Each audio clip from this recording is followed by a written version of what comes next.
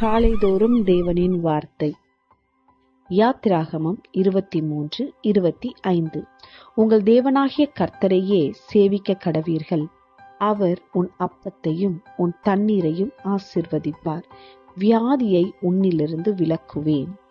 அன்பானவர்களே, நாம் கர்த்தரை உண்மையாய் சேவித்தால் நம் அப்பத்தையும் தண்ணீரையும் கூட அவர் ஆசீர்வதிப்பார். நாம் தேவனை நோக்கி பார்க்கும்போது வியாதியை நம்மிலிருந்து விலக்கி போடுவார். இன்றைக்கு நீங்கள் பலவீனப்பட்டிருக்கலாம். ஆண்டவராகிய கிறிஸ்துவை நோக்கி பாருங்கள். நீங்கள் அருந்தும் ஆகாரத்தை ஸ்தோத்திரம் செய்து உண்ணுங்கள். கர்த்தர் உங்களை ஆரோக்கியமாக்குவார். நாம் ஜெபிப்போம்.